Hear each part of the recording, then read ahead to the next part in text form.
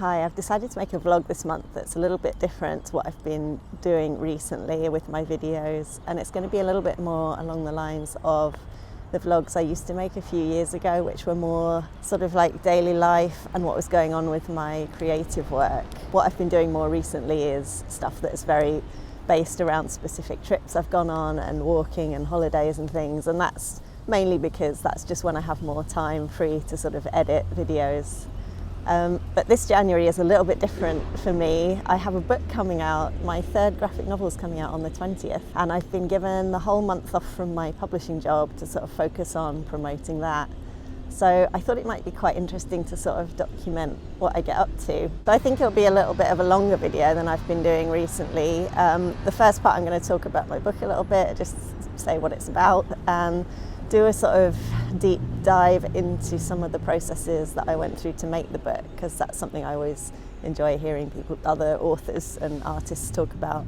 And then the second half of the video will just be me documenting what happens through January and what I get up to. It's going to be a lot of book promotion, as I said, but also I have some fun things planned for my month off as well, so hopefully that will be interesting to document. This is my book that's coming out in a couple of weeks' time. It's called The Pass, and it's published by Fantagraphics in America, who are an absolutely iconic sort of comic and graphic novel publisher. I've been reading their comics since I was about 19. In fact, this is my second graphic novel, Breakwater, and when I was 19 I had a job in this cinema building on Brighton seafront, and my friend that I worked with there, Bob, used to bring in copies of Hate, which is published by Fantagraphics and is the comic that really made me fall in love with the medium of comics and graphic sort of storytelling, because up until then I hadn't really read comics like this that were a kind of slice of life and were just about regular people doing regular things. So I kind of absolutely loved this when I used to read it when I was working at the cinema in Brighton. And to finally have a book published by the same company is kind of not something I ever imagined would happen. So it's a really exciting kind of time for me to have this book coming out. There's also this lovely translated French edition that's come out in France from Futuropolis. They're both absolutely gorgeous. This one has some embossing on the cover, which is really, really lovely. I've never had that before. And this one is a little bit larger and has a couple of bonus pages at the end with recipes, illustrated recipes that I did specially for this edition. So it was really fun to get the chance to do these here. Let me quickly show you something as well that I love about having had my work translated. Here's a little moment where something splashes into the water of the river behind this character. And in the French edition, they've translated the sound effect from splash to plouf, which I think is just the best onomatopoeia. And absolutely love when I get a translated edition and I can look through for little moments like this to sort of compare and see what they've done with it. This book is about a group of 3 reasonably young people who are working in a sort of boutique small restaurant in South London, which is doing really well. Main character Claudia is the sort of head chef, and it's about 2 people that she works very closely with in this business. It's a very small business, everyone works incredibly hard. I'm sure you probably know that the restaurant business is a difficult business to be in. A lot of restaurants fail after not very long because it's quite hard to sort of make it work. So it's about this sort of high-pressured working environment. People that work as chefs tend to be very ambitious, very driven, and I thought it would be interesting to write about that sort of personality type. More generally, it's just sort of about what makes people happy, what people want to get out of life, what people value. These type of people that do these kind of high-pressure career things tend to place a lot of value on achievements, big achievements, and career goals and things.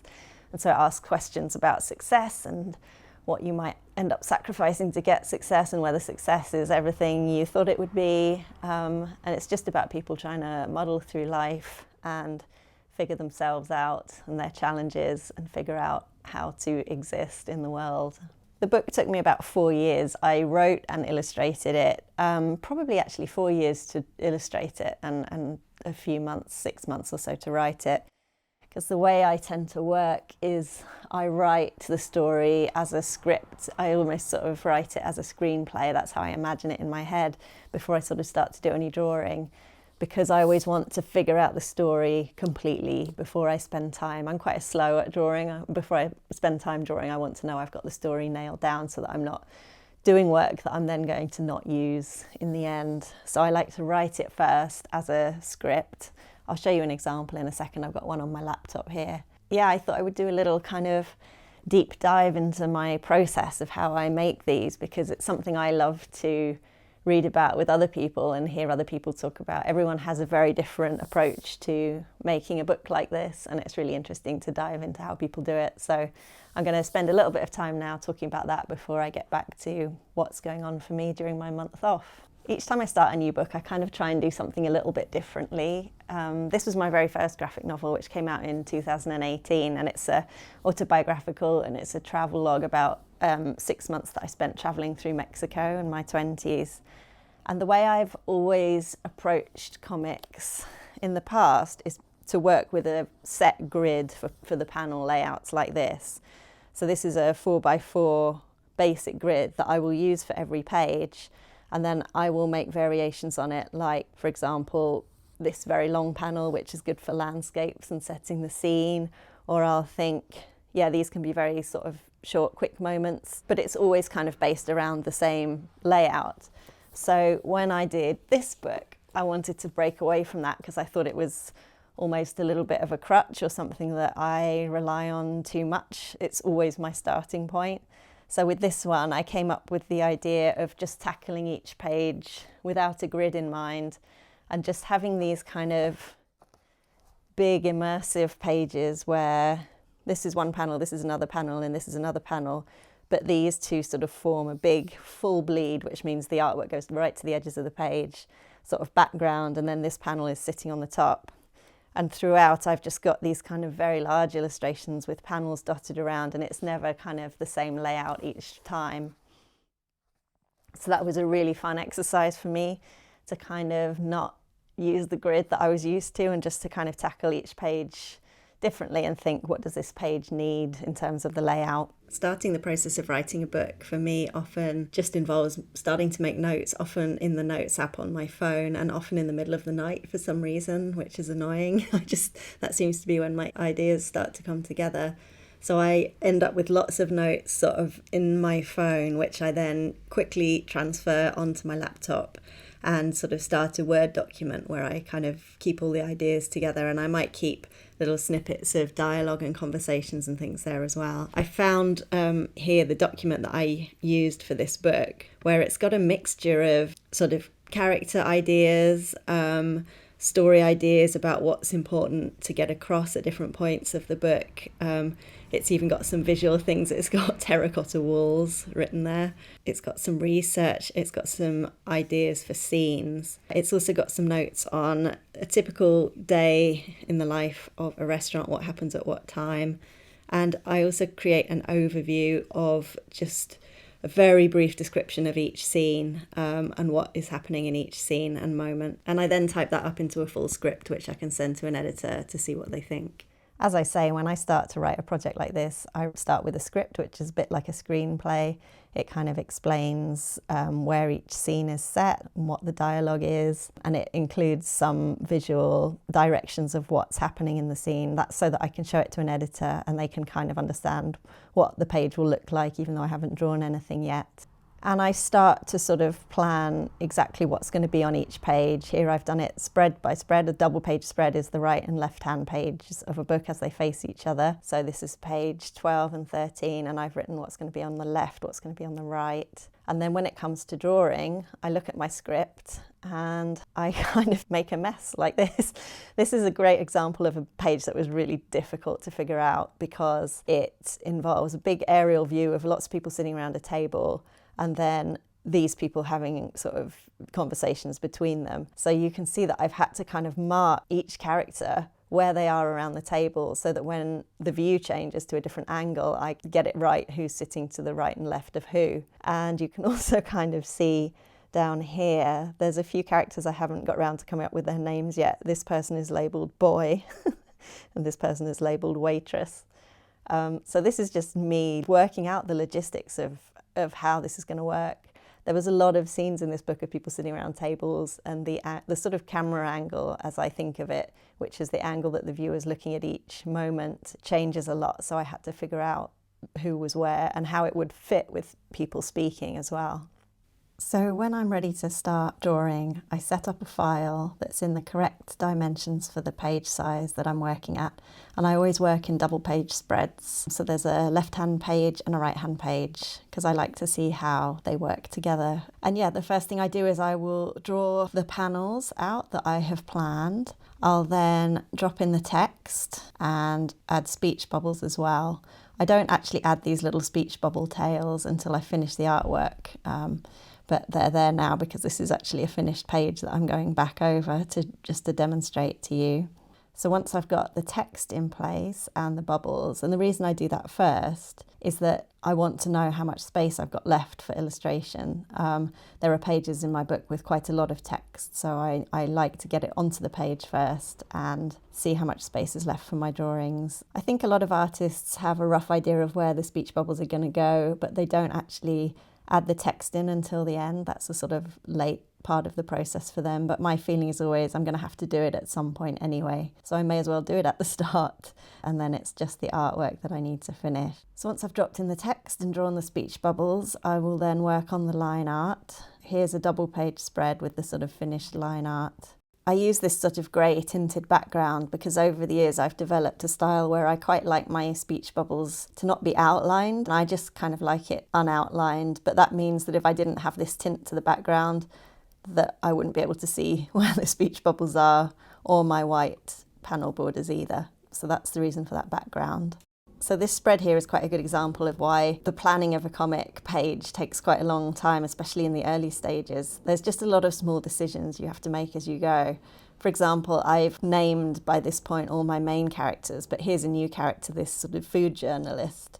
So I have to come up with a name for her. I ended up choosing B. Francis, and I had to come up with a name for the magazine that she writes for. And I came up with Forno, which is Italian for oven, I believe. And then I have to sort of Google to see whether there's already a food magazine with that name, because I'm trying to come up with something that doesn't already exist. So there's all these little things when you're just writing the initial pages, you're kind of stopping constantly to go, oh, what could be a name for a food magazine? It always feels very slow early on.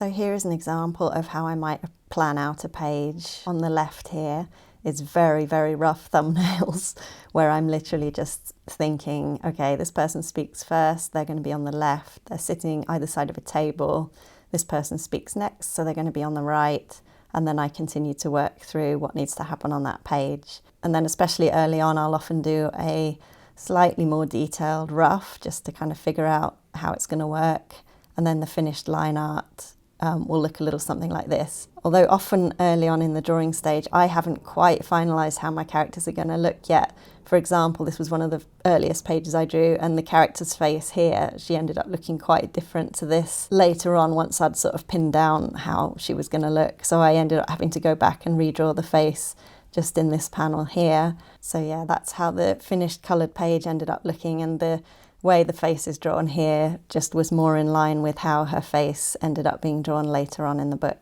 And here's another example of an early roughed out page where I'm just trying to figure out how these sort of angles are going to work and how each sort of view in each panel is going to bleed into the next one. So yeah, this was a very rough sort of gestural early sketch, and then this is the finished artwork as it appears in the book.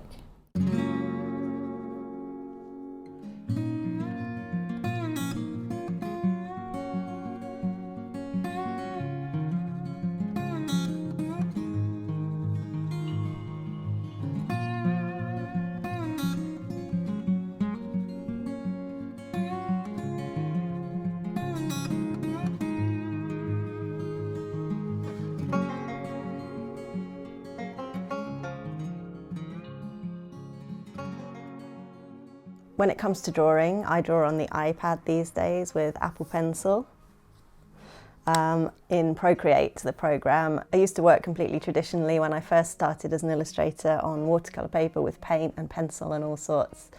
I just found that in order to work fast, to create a graphic novel that hundreds of pages long, you have to work really, really fast, and digital has so many advantages in that sense. What's sad about it is you don't end up with original drawings on paper, original artwork that you can kind of sell or you can have as a physical record of your work. But for me, the advantages of this far outweigh that.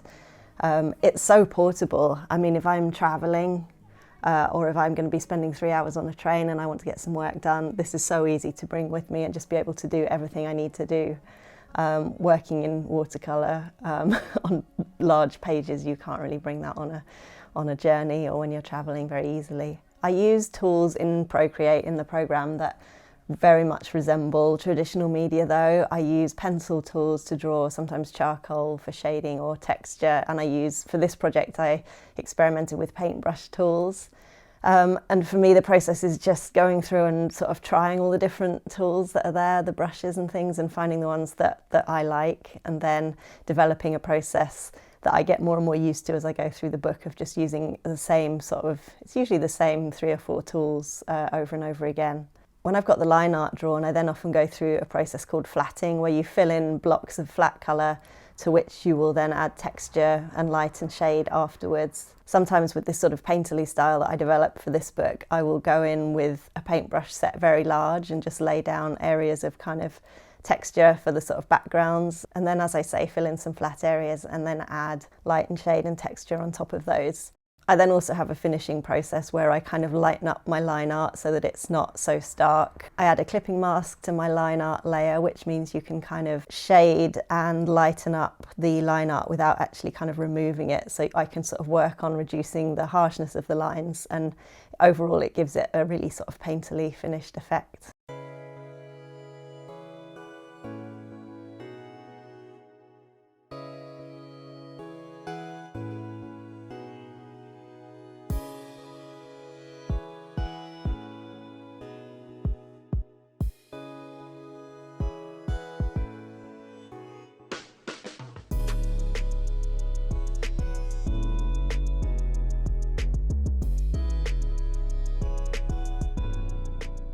I'm really excited because in the morning I'm setting off on a long walk that I've been wanting to do for a while, and it's quite sunny today. It's going to be sunny tomorrow as well, cold and sunny. There's been even a little bit of snow recently, but it shouldn't be snowing tomorrow. I'm going to be walking a bit of the Capital Ring city walking route in London, from getting a train to Wimbledon station and then walking back to my house. So it's going to be quite a distance. It's about 13 miles, I think.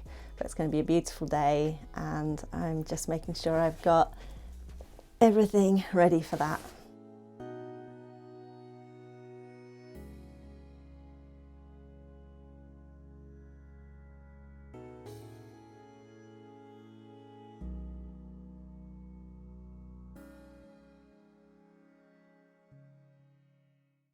Hi, so it's now a couple of days after my long walk from Richmond to Tooting, which was absolutely lovely. I've made a separate video of that, which I'm sure will be up on my channel by the time this goes up, so have a look at the previous video if you want to see how the walk went. But it did have one unexpected consequence, which is that I slipped on some ice and hurt my wrist. I am a little worried about this because I have some book signings coming up. The first is in 2 weeks, and I think this is not a break, but what I've been learning is that there is a little bone at the base of the thumb here that breaks very easily if you land on the heel of your hand like that, like I did. And people often miss that it's a break, they think it's a sprain, and it doesn't show up brilliantly on x-rays as well, which is really helpful. So I don't think it can be that, because after the first night I haven't really had very much pain. I've got odd numbness at the bottom of my thumb, but the pain only really lasted that first night after I got back from the walk. So I'm hoping it's nothing. I am slightly concerned, as I say, because I've got events lined up where I'm supposed to sign books, but we're just going to have to see what happens. It was quite strange actually, because when I fell, obviously initially you have a bit of shock and adrenaline, and a nice man helped me up, but I had no pain in this wrist whatsoever for the whole rest of my walk, and I still had sort of about 8 miles to walk or was it about, yeah, it was probably about 8 miles still to go. I was filming the whole time, so I was using my right hand a lot. I didn't feel anything at all. And I got home, I felt fine. We had dinner, I made some coffee, and I had a sourdough loaf that needed to go in the oven. So I got halfway through baking this loaf, and this pain was just sort of starting to grow and grow in my wrist. And when it came to take the loaf out of the oven, it's in a really heavy Dutch oven. I said to my partner, Sergio, like, I don't think I can actually lift this. You're going to have to come and lift it out of the oven for me. And I started to get really worried then. I did actually go to urgent care because I really wanted to get it checked. I did lots of Googling, and they said, as this is an injury that people often mistake or get wrong, and if it doesn't heal, if it is broken, it doesn't heal well, that causes problems. I did go and get x-rays, and the hospital, they didn't really see anything, but as I say, this break sometimes doesn't show until it's started to heal on an x-ray. So the hospital are going to ring me in a few days, and once they've had some experts look at it, let me know what they think. So fingers crossed. I do have quite a bit I need to do this week. Luckily, I found that I can type okay with this hand because the main thing that's affected is my thumb, so I can use my fingers. So what I need to get done this week, this is the first full week of my month off. And it's a lot of book promo stuff. I've now received physical copies of both of my books. There's an English edition, there's a French edition, and I've got copies of both. I need to photograph them nicely so that I have some nice promo images I can use. I want to make a short video, just an Instagram reel of me talking about the book. And I need to start emailing people. My main thing for this week, I think, is to reach out to any reviewers or press people that I know in the UK, because Fantagraphics, the publisher, are taking care of American press, but they suggested if they sent me a batch of books that I could send any hard copies that need to go to press in the UK. So I'm going to be emailing a lot.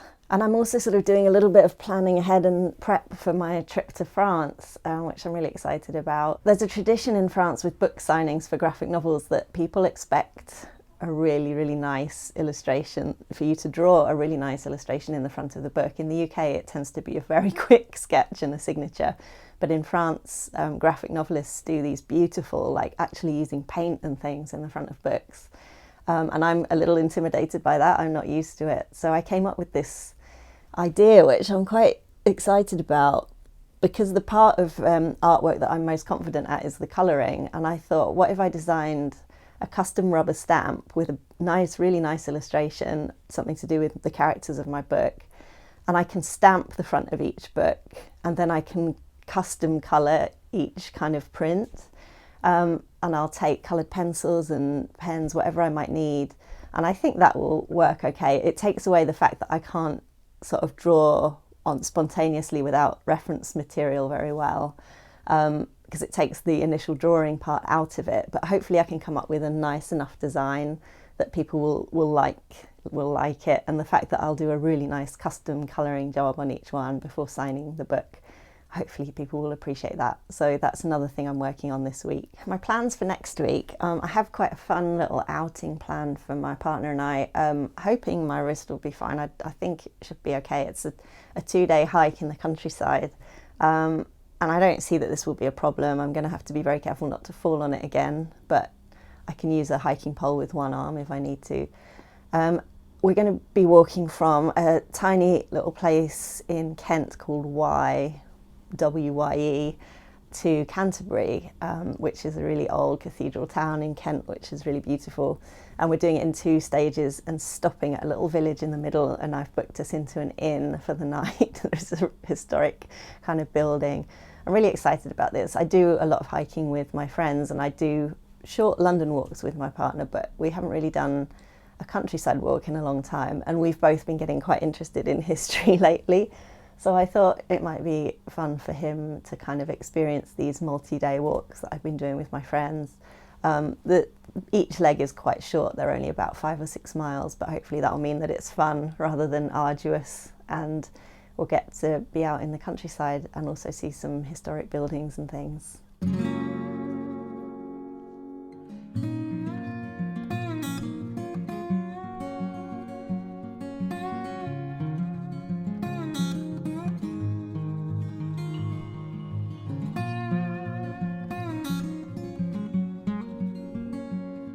got a bunch of emails done this week. I'm mostly trying to take it a little bit easy and rest my wrist, playing a little bit of Stardew Valley, which I can do because I can just kind of hit things with my index finger in the game. It's quite easy to play on an iPad. Yeah, I'm trying to take it easy because I am supposed to be on holiday a little bit, and I've just been doing lots of little tasks. Like sometimes you you just find more and more, like I realized I needed to update my website because it didn't really mention that my new book was out. I hadn't done an update in a while, so I did an update on there, and then I kind of remembered, oh, all my social media profiles where you have a banner, that all the artwork I've got there relates to my previous book, so I've kind of been updating all those little bits and pieces. But I've got quite a bit done. I haven't been able to make my usual weekly sourdough loaf because I can't really get this hand into the dough.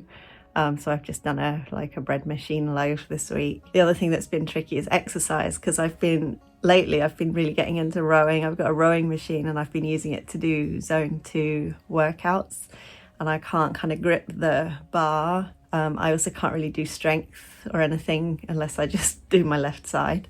So I've been able to do a little bit of Pilates, anything that doesn't involve putting weight on my wrists. And the other thing I've been doing is just walking up and down the stairs in my house with like a weighted backpack on, just do a little bit of kind of Stairmaster training.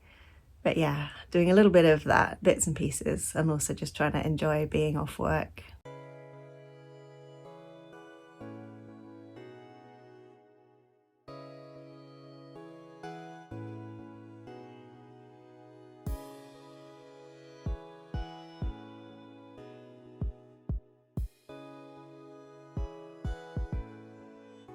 Just had some excellent news. I heard from the hospital and they've looked at the x-rays and they don't think that I have a break. So they've told me to continue to wear this for about 10 days and then to start taking it off sort of here and there until I'm used to it. Occasionally I take it off when I'm in the shower or something, and it's a little bit sore, but it's hard to know whether that's because it's been, my wrist has been held in this kind of stiff position for a long time or not. But yeah, hopefully I'll be okay to sign books. It's really not been bothering me too much. I mean, wearing the brace has been bothering me because it's really inconvenient. It's my right hand.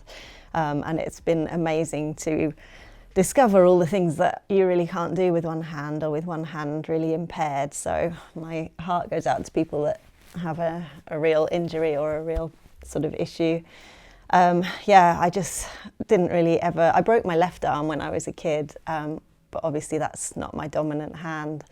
So yeah, the last few days or so I've just been struggling with lots of things. It's hard to prepare food when you can't open jars and tins. I don't really have any grip. I can do things with my fingers, but the thumb is the problem.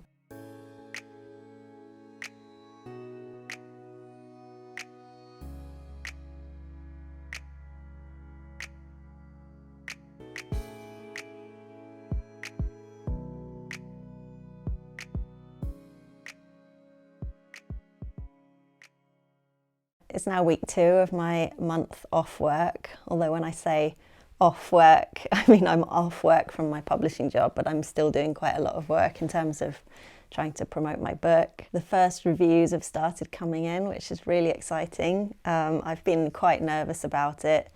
I think when you're working on a creative project, part of you is sort of hopeful that it's good, and part of you is sort of your doom brain going, it's not good, everyone's going to laugh at you, it's terrible.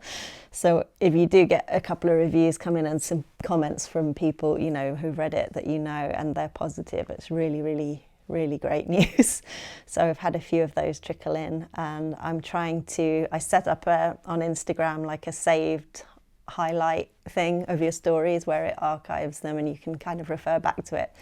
So I'm kind of trying to save there any good press that I'm posting about so that it's all saved in one place. So tomorrow I'm heading off for my 2-day hike in the countryside with my boyfriend. Really excited about that. We should have one rainy day and one sunny day. So I was worried it was all going to be rainy for a while. So I'm glad that there's going to be a bit of sunshine. I'm looking forward to filming that. And the day after that I'm going for cocktails with my friend Becky, who I haven't seen in ages. That'll be nice, that's just locally. Oh, and I did my first interview about the book for a podcast. The interviewer was based in Hawaii, so we had to find a time that worked for both time zones. It was a really, really lovely chat. He picked up on lots of stuff about the book that I was sort of hopeful that people would get if they were sort of paying attention, some subtle things. Because when you talk about a book, there are often sort of some plot points that you don't want to give away, that you can't really talk about too much. And so what was quite nice was after the interview ended, he kind of then talked to me a little bit afterwards about some of those things that we weren't able to cover in the public part of the chat. So yeah, that was a really lovely first interview to do.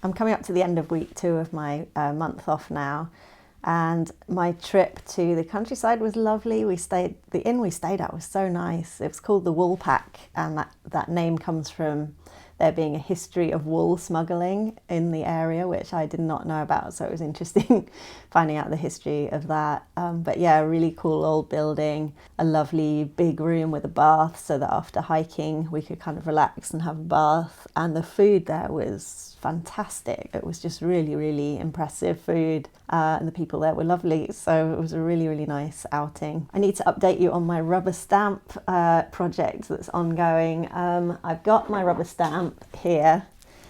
Now, I'm really happy with the design. I think it's really beautiful, but I did get carried away designing it, and it's far too complicated. I've tested out doing some stamps and colouring them, and it's taking me sort of an hour and a half to colour them as nicely as I would like to. So I've come up with a new plan to try and put together a simplified version of this, which will be kind of the same idea but just much, much simpler. And also there's not a lot of space in the front of my books, of white space, so having something this big, it kind of fits, but it's very tight. And I think if I'm going to be signing at bookshops and things, I need to be able to do it a little bit faster. I can't spend 90 minutes on each one. I did know it was too complicated when I was doing it. The design is inspired by a piece by Alphonse Mucha, who's an artist that I love. And I thought, this is way too complicated, but I was trying to justify it to myself, thinking, I can always do simplified colouring, just one colour, just colour highlights here and there. But then I think people might be disappointed if I sort of only half semi-coloured each time. So yeah, I think I definitely need a simpler design. So as much as my hand will let me, I'm going to kind of put together a second stamp design, order that. They come very quickly, these, which is handy. And also I've ordered some, do I have any to show you? Yeah, these pens here, which are actually brilliant. The pen is like a sort of paintbrush, so you can do quite fine work with it. I've ordered a bunch of these in colours that I think will work with my design, so I can experiment. My initial idea was coloured pencil colouring. That can be quite slow. So I'm going to experiment with those and see if it speeds things up, and I can potentially do the pen as a sort of undercoat and then detail in coloured pencil as well. I think I can still find uses for these ones. I'm going to stamp a couple, the ones that I've been practicing on, I might send to the publishers and things as just little thank you gifts. And I might be able to, like in the future, offer special editions of my book with these as a kind of book plate inside, like hand coloured, and sell them at a special price. I'll think about ways to use this one. Oh yeah, that was the other thing I did this week. I had 50 book plates to sign for OK Comics, which is a lovely comic shop in Leeds. The people there are brilliant. I forgot to sort of film myself doing that. There was a bit of a deadline to get them signed and sent back to them. But yeah, I signed 50. I did it in sort of batches of 10 to sort of make sure I wasn't overdoing my wrist, and it was fine. And those have now been sent off. I will have some for Gosh Comics in London for the launch party there, which is in early February. 100 plates to sign for them. So if I get a chance to show you those later in the month, I will do.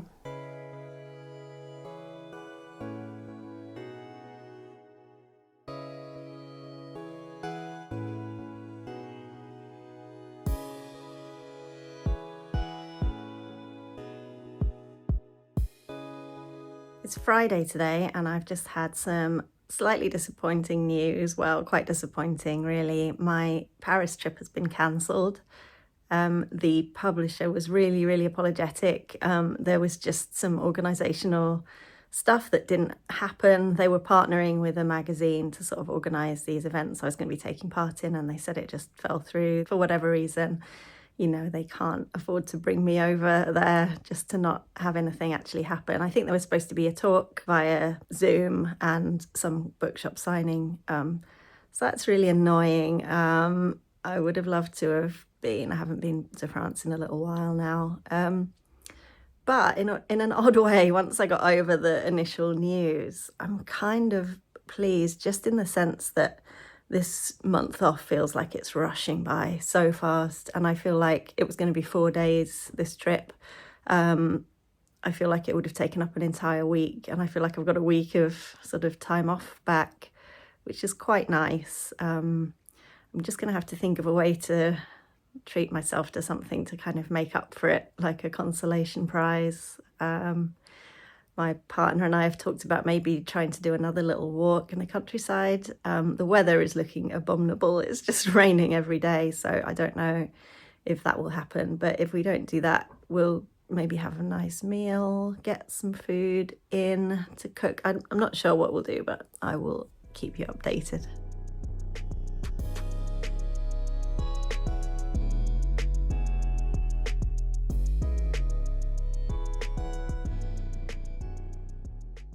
Hi, it's now the start of week 3 of my month off, and I'm actually now feeling quite relieved that I'm not going to Paris, because things are just shaping up to be quite busy. I have to sort out a birthday present for my mum this week and get that sent. She lives up in the Highlands of Scotland, so I've got to get that sent with enough time to get there for the weekend.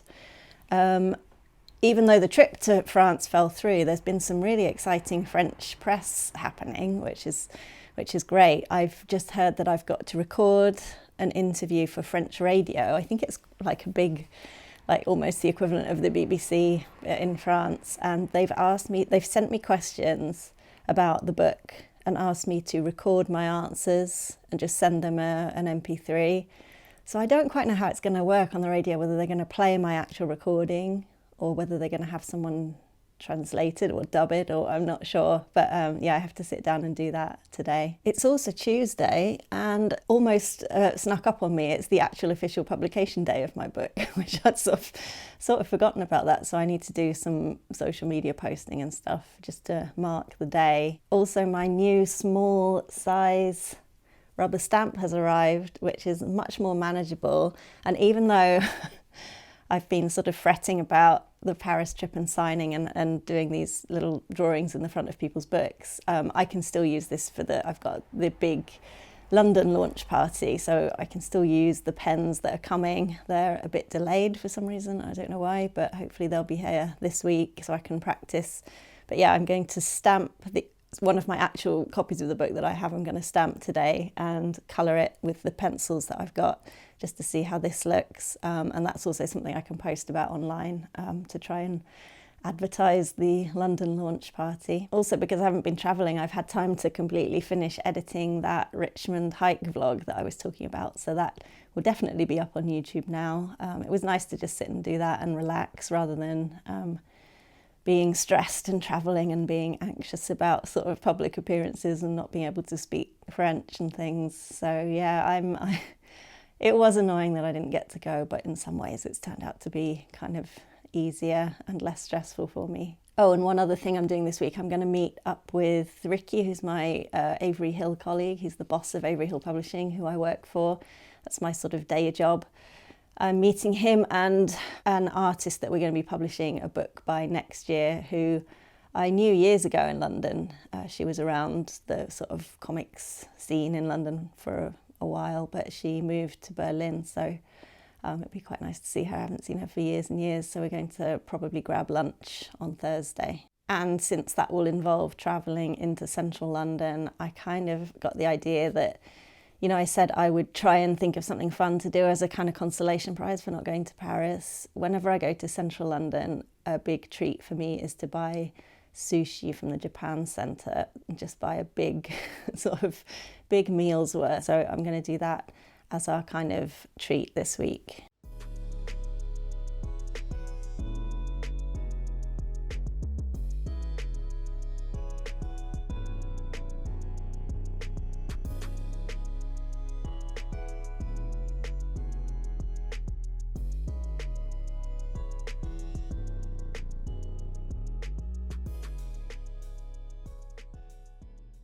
So here's the original stamp design and two that I coloured, where the colouring of these was taking me 90 minutes, which is obviously not practical for a live event. I mean, I'm really happy with how it looks, but I'll have to find different uses for these. This shows the sort of main character of the book, surrounded by some sort of cooking ingredients. And here is the new simplified version, which is quite similar. I've just taken, you know, some of the elements from the bigger one and put them together into a smaller design. And I think that looks really nice. And that's definitely something I can do quite quickly when I'm signing books for people.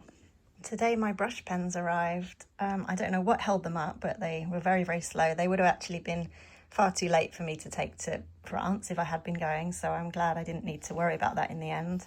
But I've also done another little test of the stamp in the book, using the pens and also just adding a tiny bit of kind of pencil detail as well. So yeah, those are my two options. The pens make it a little quicker, but I can also add a little detail with the pencil if I want to add some shading. So yeah, I think they look quite nice. Today I'm heading into central London to meet Ricky, my colleague from the publishing company I work for, and one of the artists that we're going to be publishing a book by next year. Yeah, they were going to meet and have a coffee and go to Gosh Comics, which is a fantastic comic shop where I'll be having the launch party for my book early February. So I thought I would go along too and just hang out a little bit, pick up my book plates for the launch because there are 100 of them that I'll need to sign. And I thought it might be quite nice if I could sign those at home rather than trying to do it on the night, as well as signing people's books. So I'm going to do that and also pick up some sushi.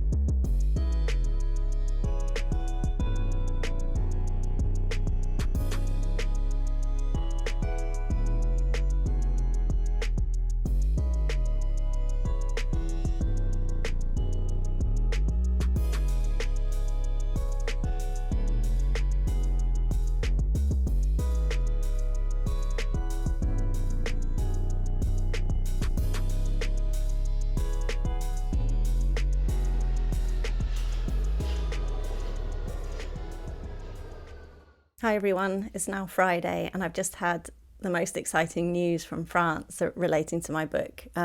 It was featured on French TV, someone actually holding up my book and recommending it and talking about it, which that's never happened to me before. In France, they have a real appreciation of the medium of comics and graphic novels, and there's a big industry for graphic novels for adult readers, and it's something that's not really known about as much in the UK. So graphic novels don't tend to get featured on TV very often in the UK. So to see that was really, really exciting.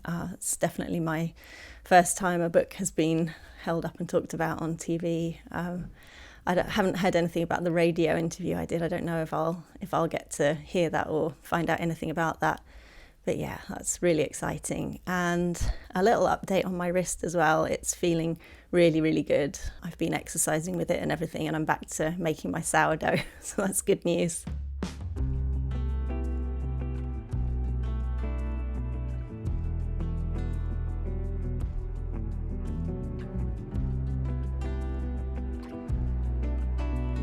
It has been so wet this winter that my bird food keeps going mouldy before the birds can finish it. And we've got a little camera set up. It's like a Ring doorbell camera thing, security camera. So we can watch the birds. I haven't seen them eating for a few days, so I'm just going to go and investigate. I probably have to clear out the feeder and put some new food in.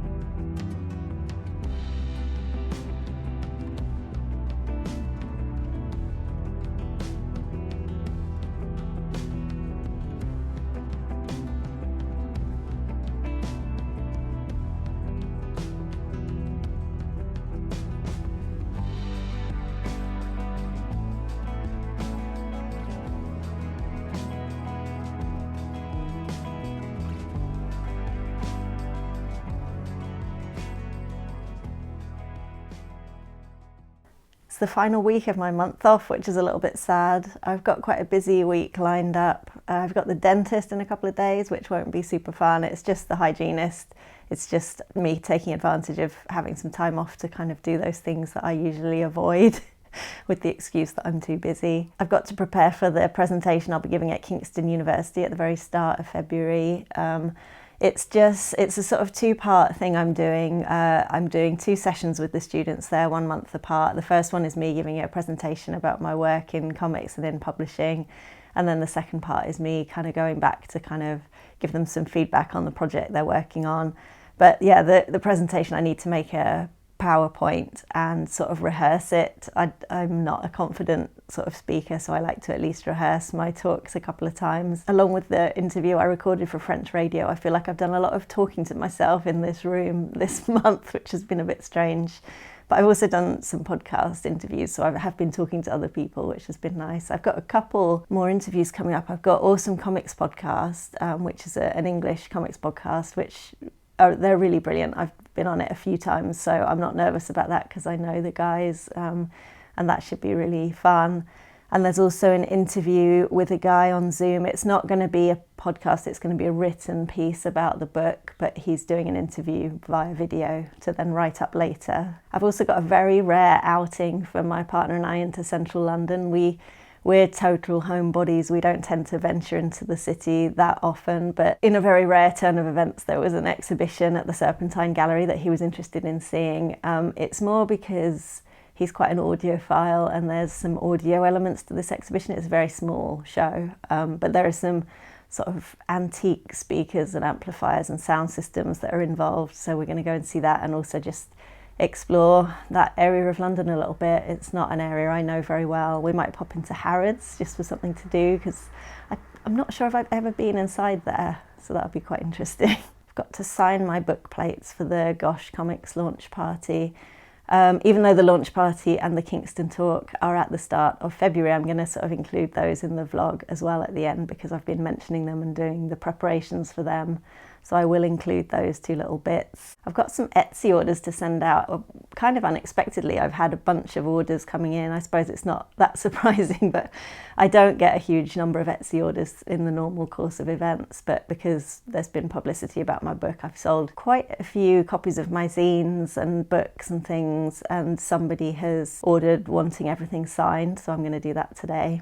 Oh, and I've also got a sort of job possibility. I'm going to have a Zoom meeting about some potential work in publishing that I might be doing going forward on top of my Avery Hill job. My wrist is pretty good. The only thing that sort of still remains is that I can't flex it back as far as I can with the other hand, and I can't sort of it hurts to put weight on it when it's flexed, so I can't do sort of push-ups or planking or anything like that. What a shame. But hopefully that flexibility will come back soon. What else do I need to update you on? There's been some more fantastic reviews of the book that have sort of gone beyond my expectations, particularly the French stuff. In America, it was mentioned in the Washington Post, which was fantastic. But in France, Le Monde did a review, and I'm aware of Le Monde and Le Figaro as being kind of big French newspapers. It wasn't in Le Figaro, it was in Madame Figaro, which is the sort of magazine that accompanies Le Figaro. But yeah, that's just really, really exciting. And also a magazine called Marie France. So yeah, I just continue to be thrilled with how that side of things is going. Before we start, I mean, you've been on a couple of times, you know the shorthand. Is there anything you want us to focus on?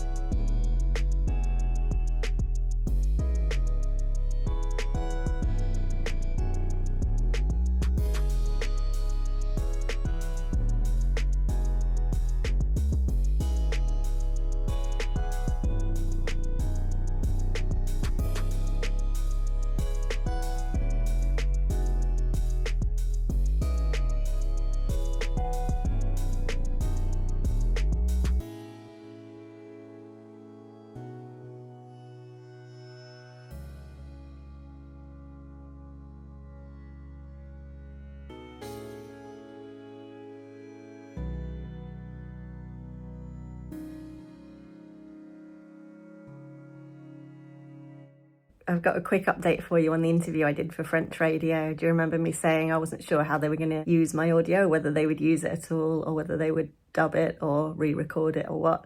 So yeah, the interview went up on the radio and I got the link, and yeah, they do use my audio, but they dub over it with someone speaking French, which obviously makes sense. L'autrice Catriona Chapman a la bonne idée de placer son histoire sous le signe de la bienveillance. Bien sûr qu'il y a des clichés récurrents dans les fictions sur les restaurants, avec l'idée... I'm in Surbiton at the moment. I've come to give my talk to the Kingston University students. And I'm a little bit early, but the university campus that I'm going to is right on the Thames, so I've come for a little stroll along the river and found this really cute little garden area.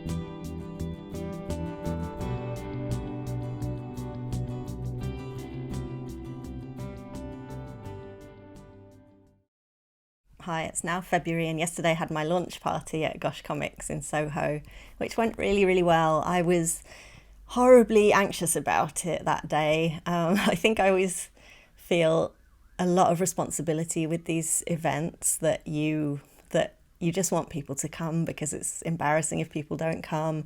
And you kind of, yeah, I don't know, you just, on the day, you often get a bunch of messages and emails from people who can't make it. And, you know, one of my best friends was ill and couldn't come. And so I started getting these messages, and it happens every time, but you start to kind of panic and think, okay, what if no one comes? It's just going to be me and the people that work in the shop. And, you know, they're staying open for you so late for you. So you don't, you know, you want to bring in a crowd if you can. But yeah, it was lovely. It was actually a really nice size. It wasn't super busy, but it also was like absolutely plenty of people. There was a lovely French family that came along who bought a couple of copies. A friend of mine bought 4 copies for lots of people he knew, which was just absolutely lovely. And I got to do my stamping and colouring. It was quite fun. Yeah, I've relieved it's over, but it went well. One thing I find tricky is, you know, making sort of small talk and having conversations with people is tricky at the best of times, but when you're also kind of trying to draw and have people standing there watching you and sort of figure out the names, how to spell the names of the people you're signing the books to, it all feels like you're trying to do a million things at once. So it's a bit stressful, but it was nice, and had a nice drink in the pub afterwards. And yeah, I kind of feel like that's my last big sort of commitment that I have at the moment. I should be giving a little talk in March in Brighton, I think, about the book, and I have one more. The Kingston talk for the university went really well as well. That was lovely. And I have the second one of those, which won't be me giving a talk. It'll be more like working in groups with the students and giving feedback on their projects. So I have those 2 things coming up. The second one, that doesn't really relate to my book. It's just my work in publishing in general. But yeah, things are quietening down a little bit, and I'm getting back to work into my sort of normal routine now. So yeah, thanks for watching along with my book release sort of diary video that I made. I hope it was interesting, and thank you for watching.